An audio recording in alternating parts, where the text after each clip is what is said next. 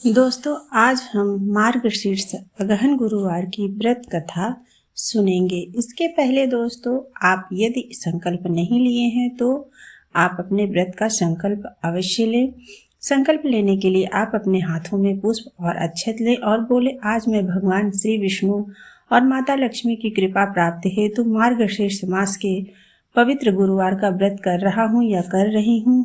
हे प्रभु, मेरी इस पूजा व्रत को स्वीकार करें और मुझे सुख शांति समृद्धि मोक्ष मार्ग प्रदान करें। इस प्रकार से बोल के अक्षत और पुष्प माता लक्ष्मी के सामने रख दें। अब व्रत कथा है। बहुत समय पहले की बात है। एक नगर में एक ब्राह्मण दाम्पत्य रहते थे।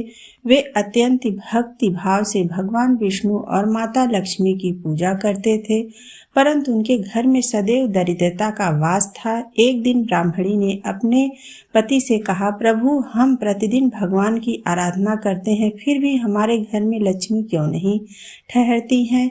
ब्राह्मण ने कहा, हे प्रिय, शायद हमारे पूर्व जन्म के कर्म का परिणाम है। अब जो भी होगा भगवान की इच्छा से ही होगा।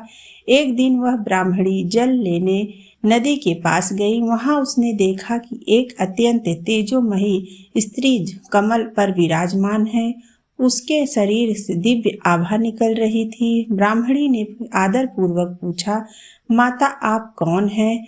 वह देवी बोली, मैं जगत की पालनहार, धन समृद्धि की अधिधात्री श्री लक्ष्मी हूँ। मैं भगवान विष्णु की अर्धांगिनी हूँ। आज मार्गशीर्ष मास का पवित्र गुरुवार है, इसलिए मैं भक्तों के घर आशीर्वाद देने निकली हूँ। ब्राह्मणी ने विनम्र होकर कहा, माता, कृपा करके मुझे बतलाइए, आप मेरे घर में स्थायी रूप से क्यों नहीं ठहरती हैं? तब माता लक्ष्मी बोली, हे सुभोगे, तुम मुझे स्थायी रूप से अपने घर में रखना चाहते हो तो मार्गशीर्ष मास के प्रत्येक गुरुवार को मेरा व्रत करो। इस दिन घर को स्वच्छ रखो, भगवान विष्णु लक्ष्मी की पूजा करो, पीले वस्त्र धारण करो, दीप प्रज्वलित करो और व्रत करो। कथा सुनो, गरीबों को भोजन कराओ, ब्राह्मण को दान दो। इससे मैं तुम्हारे घर में सदैव निवास करूंगी। ब्राह्मणी ने माता की आज्ञा अनुसार व्रत प्रारंभ किया।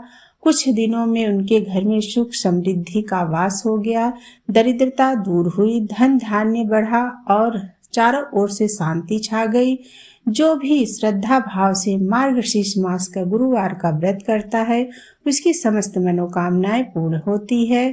तो जो कभी भी नहीं व्रत किया है वह भी कर सकता है और जीवन में सुख समृद्धि बनी रहती है। इससे बोलिए, लक्ष्मी माता